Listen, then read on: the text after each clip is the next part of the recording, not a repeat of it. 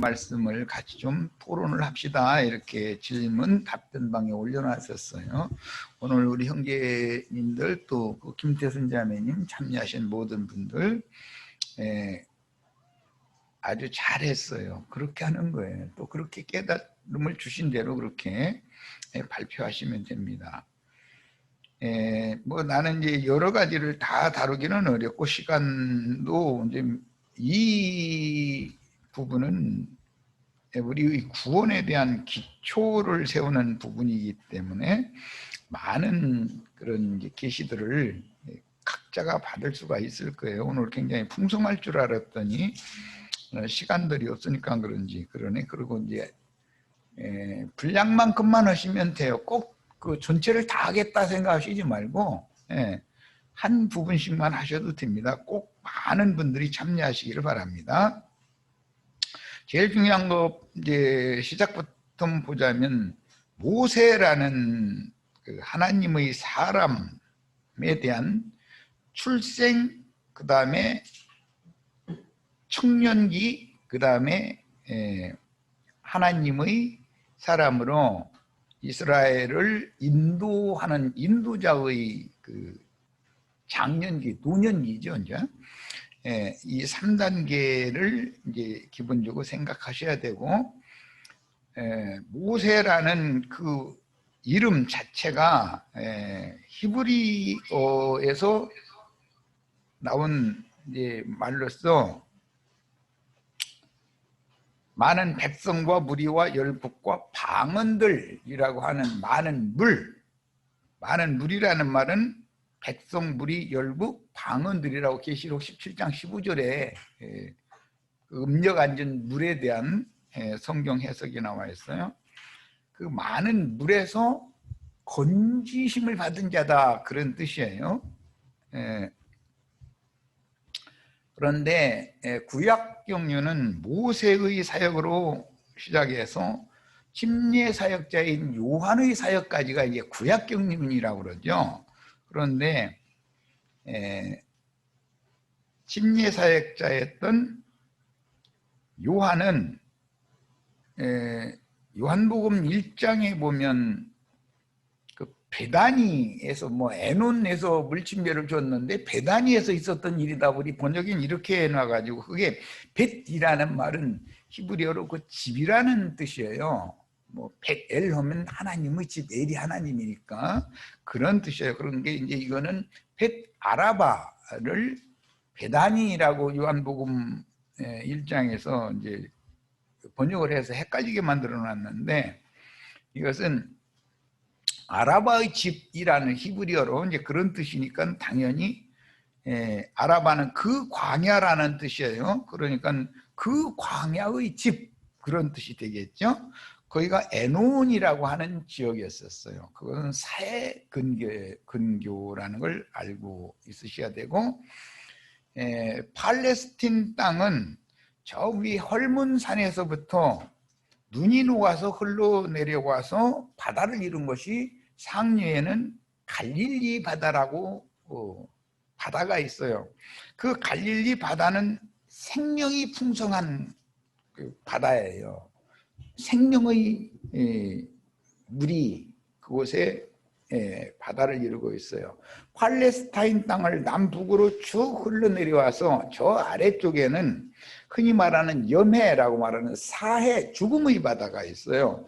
위에 상류에는 생명의 바다가 있고, 하류, 맨 하류에는 유대 광야 지역에 요한이 침례 사역을 수행했던 벳 아라바, 그 지역에는 사해바다라는 것이 있어요. 이게 팔레스타인 땅의 그 지리적인 것도 좀 어느 정도는 알고 계셔야 돼. 이것은 팔레스타인 땅은 하나님께서 택한 백성들에게 거주하도록 주어진 땅이에요. 그런데 그것은 다 상징이지 않겠어요? 팔레스타인 땅은 예수님의 마음에 대한 상징이란 말이에요. 그런데 예수님이 첫 아담의 모양으로 오셨을 때는 사해 바다에서 죽고 거기서 장사되고 부활되어져야 되는 것이 필수적이에요.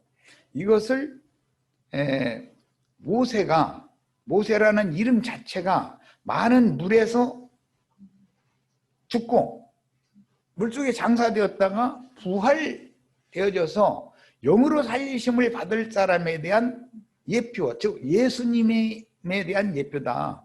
모세의 어린 시절은 예수님의 아기 예수 시절, 그 다음에 지혜와 키가 자랐다 이렇게 돼 있고, 그 다음에는 청년이 때가 됐을 때 요한에게 가서 심려를 받았어요. 그 다음부터 요한이 죽고 예수님의 시대가 오는 거예요. 인자의 때가 왔어요. 그 다음에 마지막 시기는 그 영께서 하나님의 일을 수행하는 시기를 말하는 거예요. 모세로 말하면 80에서 120으로 이렇게 상징이 됐어요. 이 3단계를 잘 이해하셔야 돼요. 자, 우리 박형제님이 맨 나중에 이제 시간을 얻어가지고 증거를 한 바가 있는데, 예수님이 세상에 오실 때는 이방인들에게 보냄을 받은 것이 아니라 하나님의 백성, 하나님이 하나님의 백성들에게 거주의 한계로 정해주신 자기 땅의 자기 백성들에게로 오셨어요.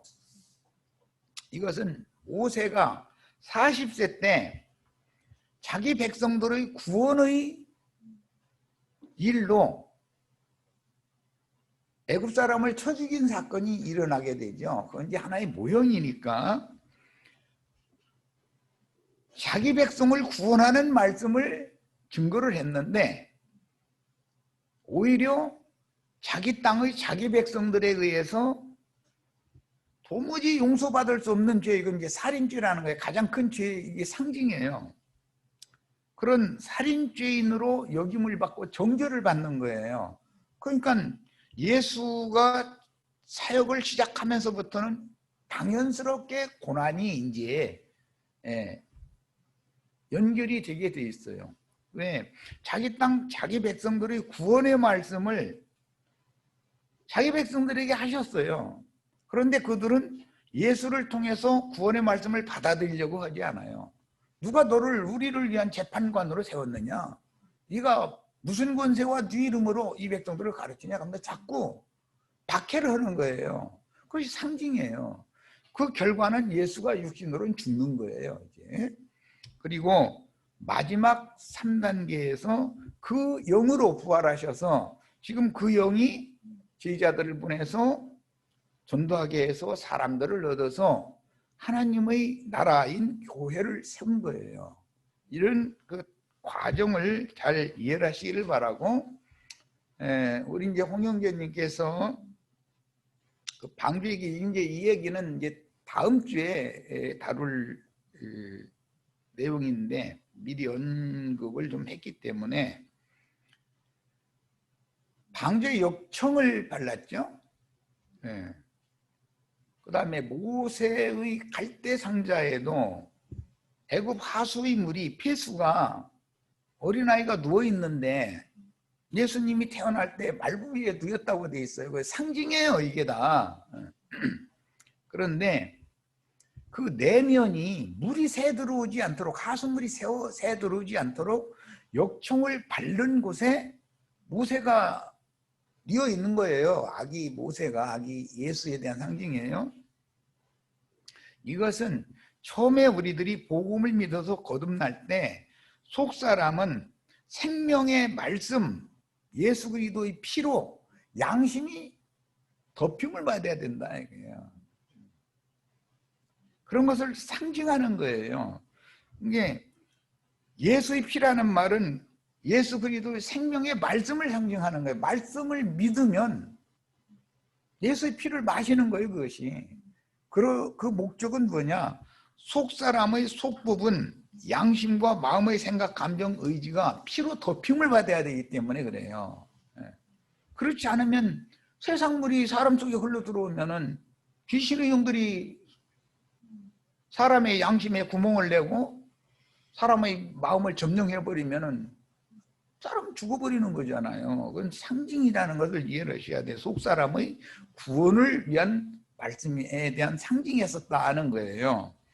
자, 이번에는 모세의 사역이 많은 물에서 건짐을 받은 자라는 의미와 같은 사역을 하기 때문에 백성과 무리와 열국과 방언들 가운데에서 빼내심을 받아야 많은 물 가운데에서 건짐을 받는 거예요. 그것이 세례 요한의 에노의 침례로 상징이 된 거예요. 그런데 모세와 요한은 물로 침례를 하지만 예수는 성령으로 침례를 한단 말이야. 예, 모세와 아론은 모세와 침례자 요한의 사역은 예수님과 성령의 사역에 대한 상징이단 말이에요. 이런 것을 연결해서 다 깨달을 수 있기를 바라요. 자, 그래서 신약 성경에는 본인의 성경책으로 고린도전서 10장 1절 2절을 다 펴서 읽겠습니다. 자, 본인의 성경으로 다 찾는 거예요. 한 사람 모세, 한 사람 예수의 사역이 교회에게 적용돼야 되는 거예요. 모세 혼자 구원받으면 안 되죠. 모세를 따라 나온 하나님의 장자들이 다 구원을 받아야 되는 거예요. 모세를 따라 홍해바다를 건너서 나올 때 바로의 군대는 홍해바다에 다 수장돼서 죽잖아요, 같이. 그게 악귀들을 상징한 것이거든. 세상의 영이에요. 예. 바로의 군대는 다 멸망당하고 하나님의 군대만 구원을 얻어서 광야로 나오는 거예요. 홍해바다를 건너서. 예. 거기에 대한 표상이 모세라는 사람이었다 이거예요. 모세가 태어나자마자 갈대 상자에 넣어져가지고 애굽 하숫물에 버려졌는데 예수님이 세상에 오신 것은 하나님 앞에서는 버림받은 거잖아요. 버려진 거잖아요, 세상에. 그런데 하나님은 완전히 버린 게 아니라 그 모세를 통해서 이스라엘을 구원하고자 한다 이런 말이에요. 예수를 통해서 참 이스라엘인 교회를 구원하고자 한다 이런 말이에요. 야, 찾으셨죠? 이제 읽습니다. 형제들아, 너희가 알지 못하기를 내가 원치 아니하노니. 이걸 꼭 알아야 된다. 바울 사도가 이런 계시를 본 거죠. 믿는 사람은 이걸 꼭 알아야 되는 거예요. 그러니까 우리 조상들이, 혈통적인 조상들은 12지파예요. 굉장히 중요한 말씀이 나왔어요. 다 구름 아래에 있고 그랬어요. 이 구름이라는 용어를 굉장히 유의해서 봐야 돼요. 구름이라는 것은 모세 이전의 하나님의 사람 아벨로부터 시작해서 셋, 에노스, 그 다음에 아브라함, 이삭, 야곱, 그 다음에 모세에 이르기까지 앞선 모든 구름과 같은 증인들, 온전케 된 의인의 영들, 내가 가끔 얘기하는 치천사들이란 말이야. 세라핌 천사가 된 그런 온전케 된 의인의 영들 아래에 있었어요. 교회는 항상 이런 거예요. 교회가 어디로 움직일 때는 구름 같은 증인들의 보호가 있어야 되는 거예요. 그래서 이제 구약 성경에 보면 성막에 구름이 가득하였다, 구름이 사흘길씩 이렇게 인도를 해가고 이제 그런 얘기들이 많이 나와요. 그러니까 여기 보면 구름이 구름 아래에 있다라는 말을 명심하셔야 돼. 그 다음에 바다 가운데로 지났다. 이건 현상적으로 세상에 지금 우리가 세상이라고 하는 건 이제 바다인데 바다를 지나가고 있는 중이죠. 구름 아래에 있지 않으면 이 세상에서 바다에 빠져서 다 죽게 돼 있어요. 물속에 빠져서. 그런데 구름의 보호가 있기 때문에 바다를 지나가는데도 열린 바다로 마른 땅으로 건너가게 돼 있는 거예요. 우리가 그래서 세상에서 육신을 위해서 생계를 위해서 직업도 가져야 되고 일도 해야 되지만 세상에 빠지지 않고 세상을 초월해서 세상과 세상에 있는 것들이 내 영혼을 붙잡거나 만지지 못하는 사람으로 구원을 건짐을 받는 것, 이것이 모세라는 이름이 의미한다고 단체적으로 이스라엘에게 지금 이게 적용이 되고 있는 중이다 이 말이에요. 바울 사도는 그냥 굉장한 사람이죠. 이런 걸 깨달았으니까. 첫째는 구름 아래 있어야 된다는 거. 그 다음에는 바다 가운데를 우리가 지금 현상적으로 지나가고 있는데 구름 아래 보호를 받기 때문에 빠져 죽지 않는다 이 말이에요 지금. 그 다음에 모세에게 속했다. 모세라는 말은 이스라엘의 구원자라는 뜻이잖아요. 많은 물에서 건짐을 받은 사람이라는 뜻이니까 모세에게 속하지 않으면 건짐받을 수가 없어요. 예수께 속하지 않으면 구원이 없는 거예요. 다 구름과 바다에서 침례를 받았다 이렇게 돼 있어요. 그냥 뭐 한강물, 깨끗한 물, 수돗물, 뭐 침례탕 만들어 놓고 침례받고 그런 것을 지금 말하는 게 아니라는 걸 알 수 있잖아요. 구름 아래에서 침례 다 받으셔야죠. 바다에서도 침례를 받으셔야죠. 현상적으로는 세상에 대하여 내가 죽고 하나님을 향하여 부활 생명으로 사는 것인데 이것은 우리를 앞선 믿음의 증인들이 앞서서 그것을 가고 온전케 된 의인의 영들이 돼요. 지천사들이 돼서 우리를 지금 보호하는 중이다. 이게 교회다 이 말이에요. 이게.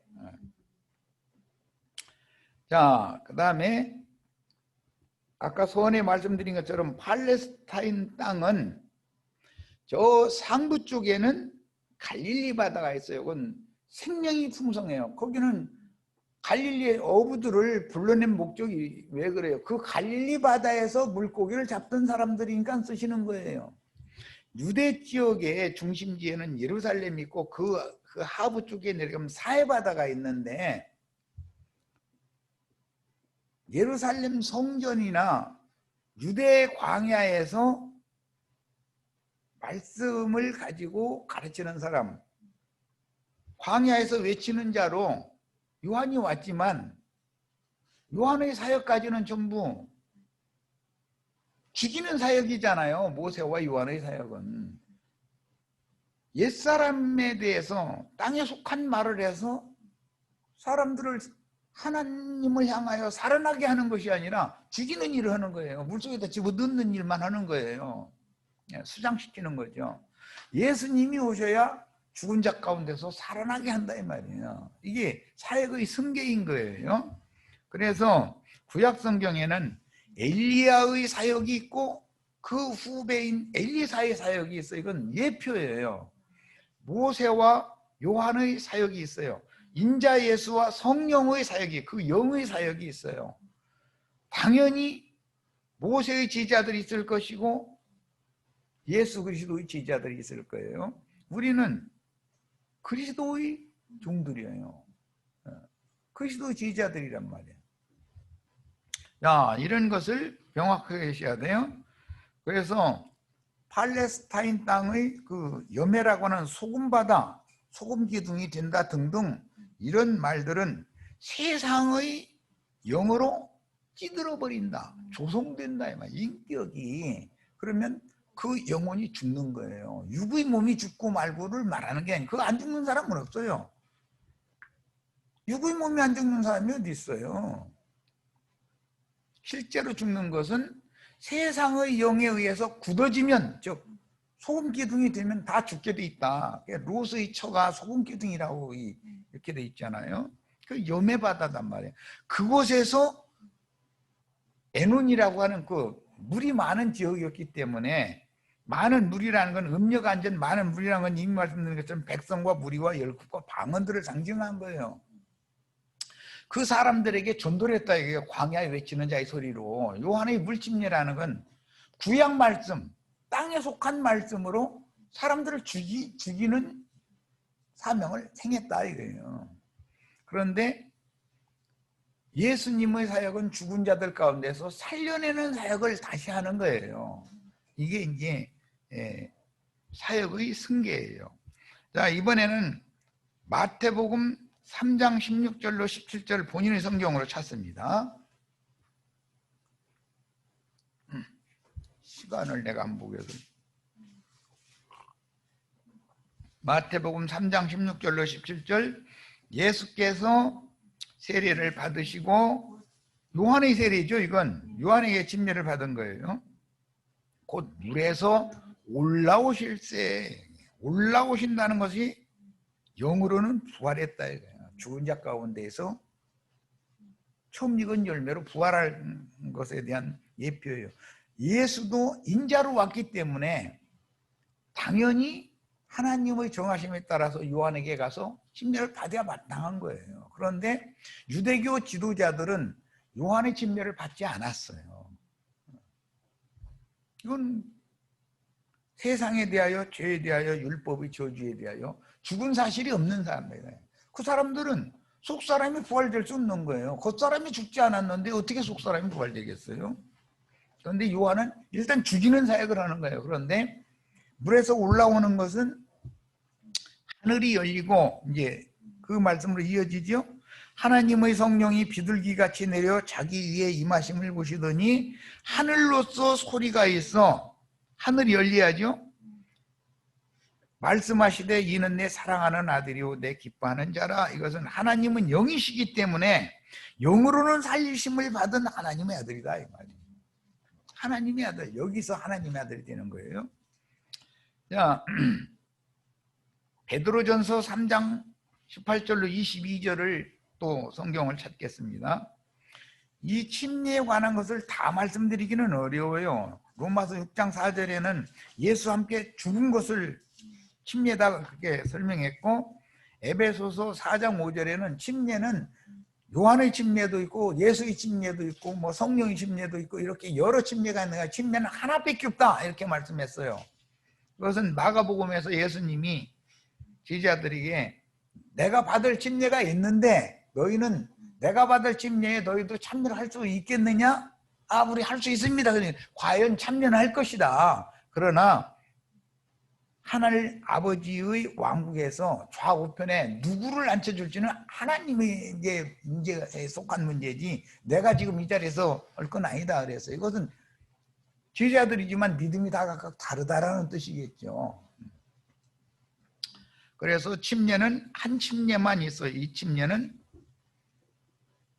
성령과 신부가 하시는 말씀으로 나의 속사람이, 옛사람은 혈통과 육정과 사람의 뜻으로 난 육적 자아는 죽고 속사람은 부활 승천한 사실이, 그래서 하늘에 앉혀진 사실이 있어야 되는 거예요.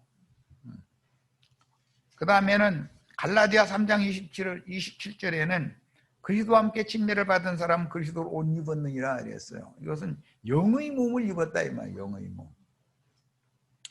골로새서 2장 12절에 보면 예수 안에서 침례를 받은 사람은 주와 함께 장사에 참여한 거다 이렇게 돼 있어요.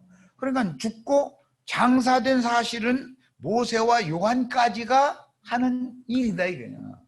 그래서 율법 안에서 인자 예수가 오셨을 때 죽임당했고 장사시키는 것까지는 장사하는 자들이 주님의 제자들이 한 게 아니에요. 유대교의 공의회 의원들이 장사를 하게 돼요. 그것도 다 이치가 왜 그런지를 아셔야 돼. 거기까지가 율법의 말씀이 하는 일이다 이거예요. 그러나 부활 이후에는 하나님이 친히 하늘에서 무궁한 생명의 능력으로 죽은 자들 가운데서 그를 살린다 이거예요. 그 다음에 하늘로 데려가시는 거예요. 하나님께서 하시는 일이에요. 자, 이 그 사역의 두 과정 얘기에 대해서 이해를 하시고 이제 베드로전서 3장 펴셨죠? 18절에서 22절 읽습니다. 그리스도께서 한 번 구약 성경에는 매년 제를 드린다 그러는데 매년 정월 초하룻 날 제사도 드리고 7월 달 되면 7월 15일 날 속죄일이라고 그래요. 매년 속죄 제사를 드려요. 그것은 1년만 유효하다 그 말이겠죠? 그것은 완전한 속죄가 된 것은 아닌 모형적인 제사였다 이 말이겠죠? 그래서 예수님은 모든 제사를 단번에 완성하기 위해서 한 번 죄를 그랬는데 모든 범죄들을 위하여 죽으사 의인으로서 불의한 자를 대신하셨으니 유일한 의인인데 대속물로 죽임당했다 이거예요. 누구한테? 자기 땅 자기 백성들에게. 그래야 주님이 처음에 인자로 오셨을 때는 나는 이방 개를 위하여 온 자가 아니다 이렇게 말씀하셨죠. 수르보니게 여인과 대화 생각나시죠? 네. 내 백성 이스라엘을 위해서 왔다. 그런데 하나님의 주님의 백성 이스라엘이 안 들어. 오히려 누가 너를 우리 재판장으로 세웠느냐, 네가 네 이름과 무슨 권세로 이 백성들을 가르치느냐 이러면서 배척을 다 죽여버려. 그래야 이방인이 구원을 받으니까 그렇게 된 거예요. 그것도 우리가 과정을 거쳐서 그런 과정 때문에 우리가 지금 이런 말씀을 나누게 된 거예요. 구원받은 후에. 한 번 죄를 위하여 죽으사, 이거는 히브리서 10장에는 단번에 모든 죄들을 속량하셨다 이렇게 바울 사도는 그렇게 표현했어요. 의인으로서 불의한 자를 대신하였으니 이는 우리를 하나님 앞으로 인도하려 하심이라.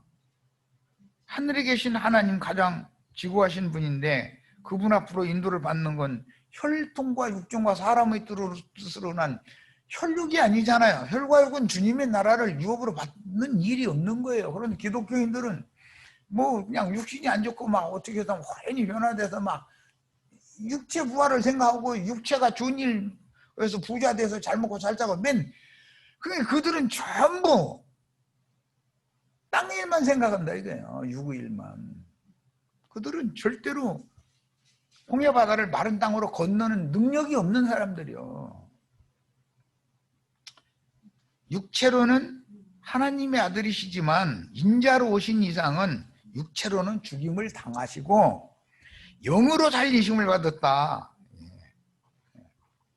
저가 또한 영으로 옥에 있는 영들에게 전파하시니라 그랬어요. 이 옥에 있는 영들, 이 이야기가 계시록 18장 2절에 나오는 말씀이에요. 악의 영들, 더러운 귀신들이 모이는 곳이라고 번역했는데 그게 필라케 옥이에요. 감옥. 세상과 세상 교회라는 것은 귀신들의 감옥이다 이거예요. 그 악의 영들을 가둬놓은 거예요. 그곳에 가서 전도를 하는 거예요. 성령이 되셔서 오셔서 유대교인들이 율법을 지키기 위하여 오순절 전리를 지키기 위하여 모였을 때 성령이 임한 지자들이 나가서 전도를 하는 것이 옥에 있는 영들에게 전파한 거다 이 말이에요. 그들은 전에 노아의 날 방주 예비할 동안에 이건 다음 주에 나눌 내용인데 하나님이 오래 참고 기다리실 때 순종치 아니하던 자들이라 예수께서 오셔서 방주를 즉 교회를 예비하기 위해 내가 이 반석 위에 내 교회를 세우리라 그걸 목적으로 전도를 하시는데 사람들 들어먹질 않았어. 자기 땅 자기 백성들은. 그런 자들에게 또 한 번의 기회를 준다 이거예요. 사도행전에 가서는 자기 땅 자기 백성들이 육에 속했기 때문에 마귀에게 속아서 지금 인자로 오신 예수를 배척하고 죽인 건데 그것도 이방 구원을 위하여 하나님 어떤 배려가 있었던 것이고, 그러니까 구원의 말씀을 성령의 증거로 다시 사도들을 통해서 또 한 번의 기회를 또 주는 거예요. 이제라도 돌이켜라 이거예요.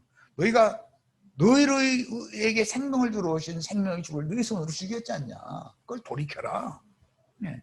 그런데 대제사장 무리와 유대 교인들이 받아들이지를 않고 120명만 회개하고 돌이켰어요. 그런데 노아의 때에는 8명이 구원을 얻었다. 많은 물로 말미암아 방주를 통해서 구원 얻었다. 그러니까 물은 구원의 표다 그래요. 그런데 물은 누구에게는 구원의 표지만 누구에게는 심판의 표도 된다.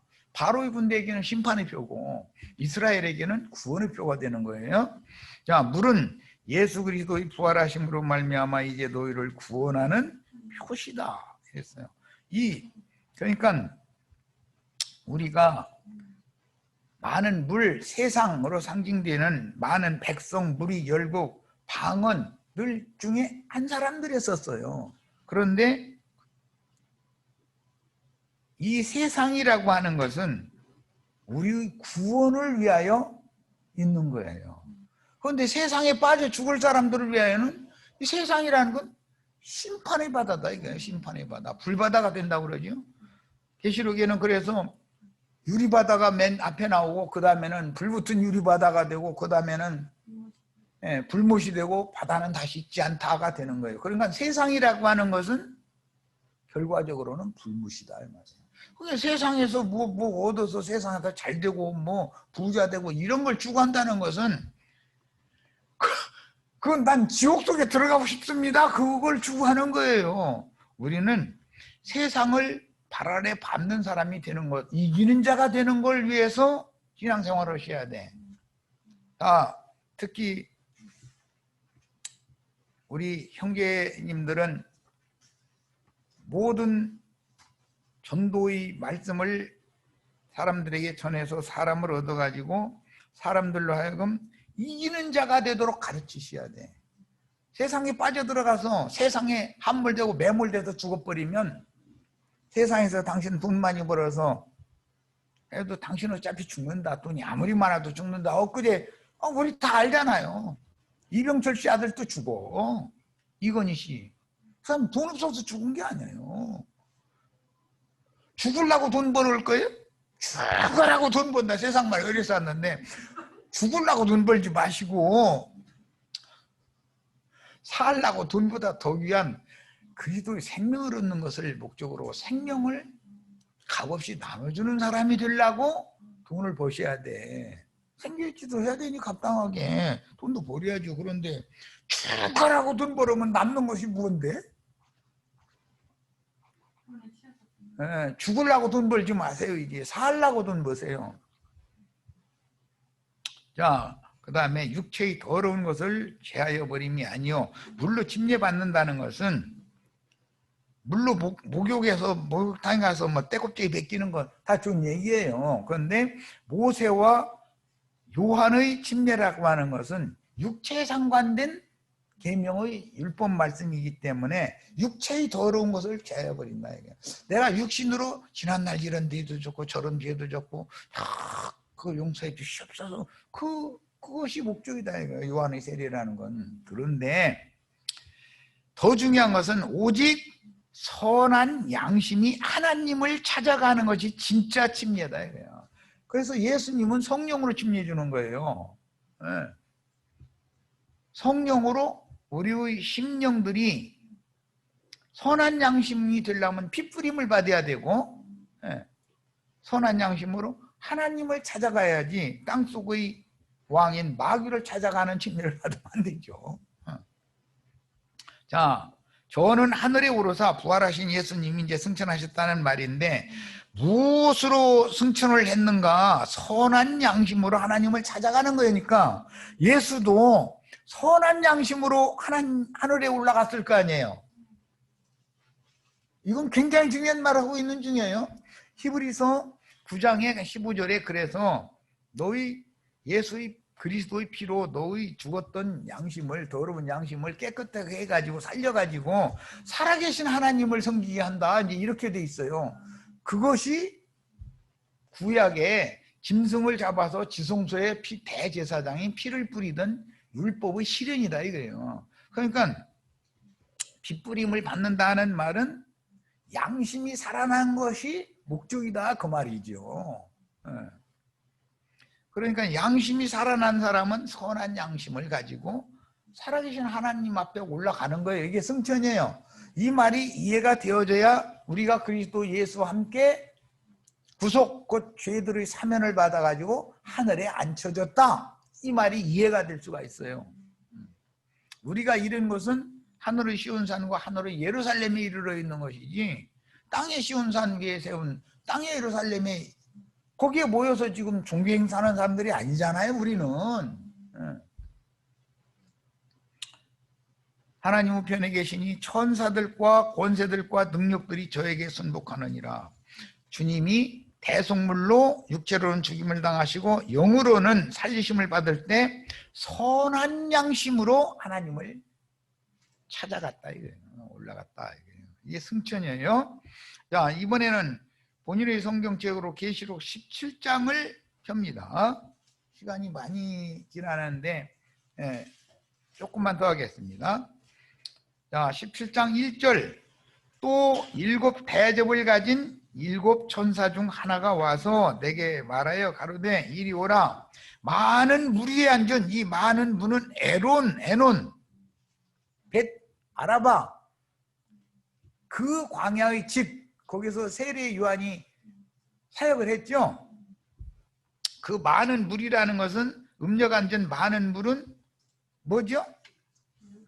열국과 백성과 무리와 열국과 방언들을 상징한 거예요. 세상의 영의 지배를 당하는 모든 인간들을 말하는 거예요.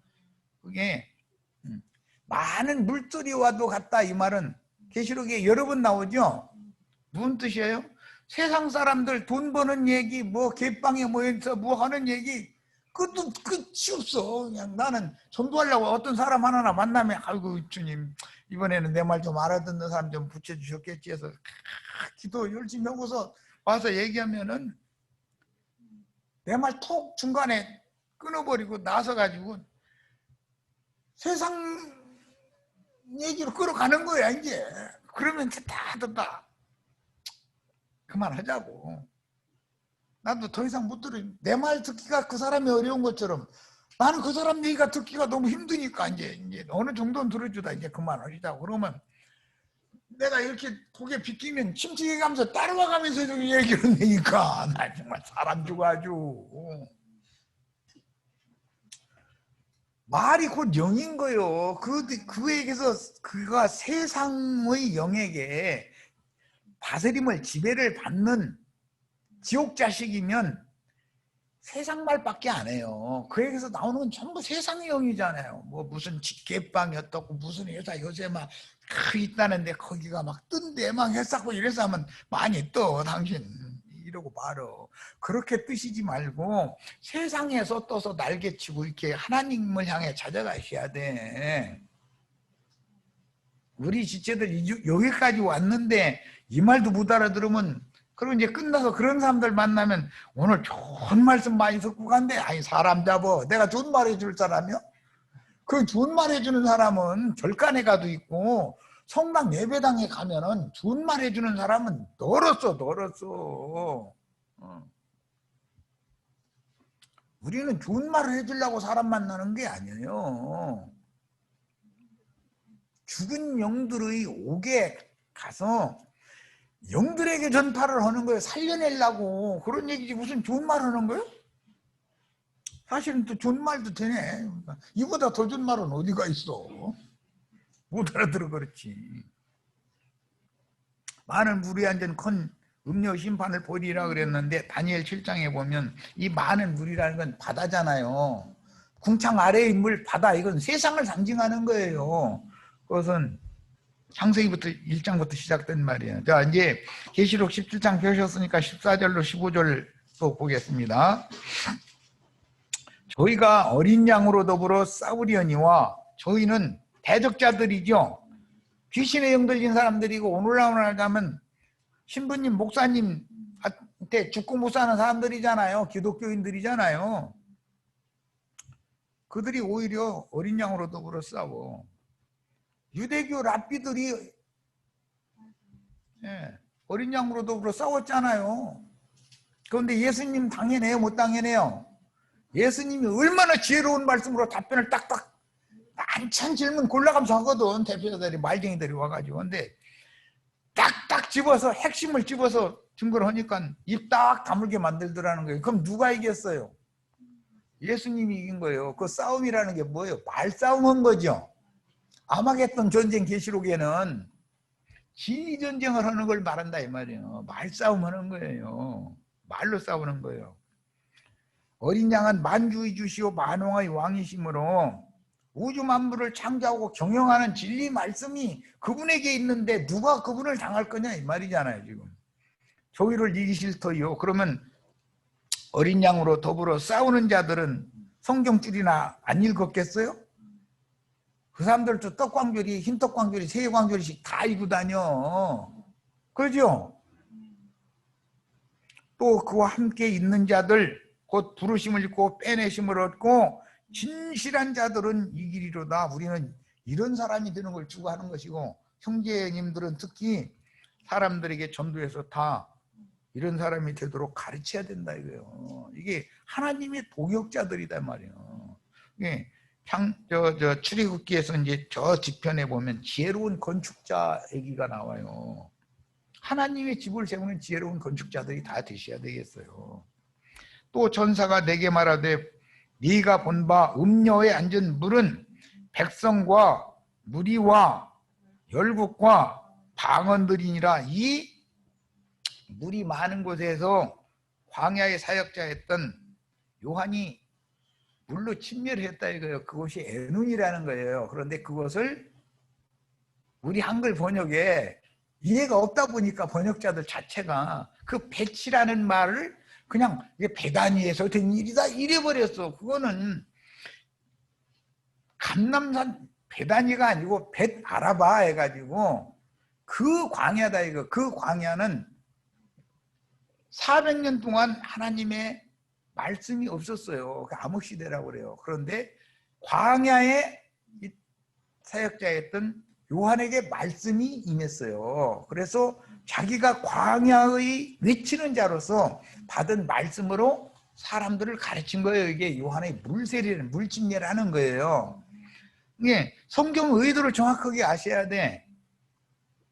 우리는 광야 사역으로 충성을 한 모세나 요한의 제자로도 끝내면 안 된다 이거예요. 하늘 아버지를 향하여 찾아가게 만들어주고 하늘에 앉혀진 자가 되게 만들어서 하늘에 간직한 기업을 얻을 수 있는 사람으로 만들기 위해서 우리가 지금 이 세상 이 시대에 태어난 거예요. 그리고 나도 한 형제쯤 이렇게 이상한 거 가르치는 사람 만난 것도 이게 우연이 아니야 절대로. 무슨 우연이 어디가 있겠어. 세상에 인생이 사는 목적을 알고 살아야 되지. 향방 없이 그냥 아무데나 그냥 되는 대로 열심히 달리기만 하면 되는 거예요. 목표를 정확하게 정해놓고 표대를 향해서 달려야 되는 거지 사람이. 우리는 개돼지가 아니잖아요. 자, 그래서 귀신의 처소와 큰 성 바빌론인데 이제 18장으로 갑니다. 2절로 4절 힘센 음성으로 외쳐가로되 무너졌도다 무너졌도다 큰 성 바벨론이요. 첫 번째 무너지는 것은 기독교계, 두 번째 무너지는 것은 세상 나라예요. 그럼 다 무너져 버리는 거예요. 큰 성 바벨론은 세상 교회를 의미하는 말이에요. 세상만을 말하는 것도 아니에요. 교회만을 말하는 것도 아니에요. 세상과 연합되어 있는 교회예요. 한꺼번에 다 무너지는 거예요.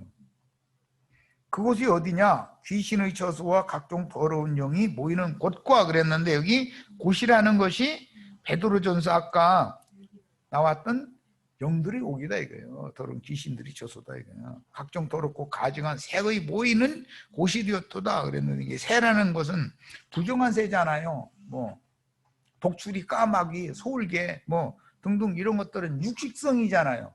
그건 다 부정한 새예요. 그게 뭐예요? 공중권세 잡은 악의 영들을 상징하는 거잖아요.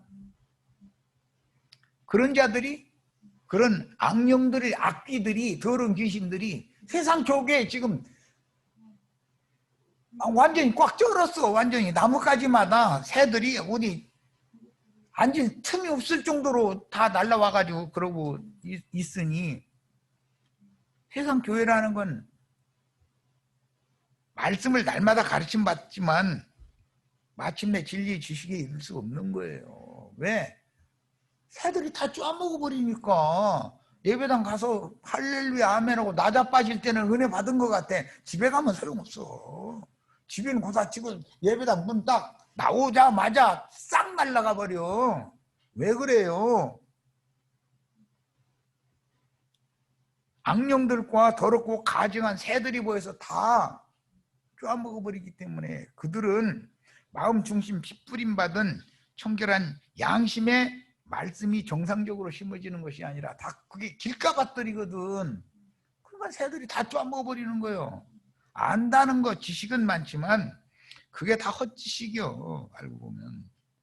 난 심지어 성경 백독했다는 사람, 줄줄 외우는 사람도 만난 적이 있어.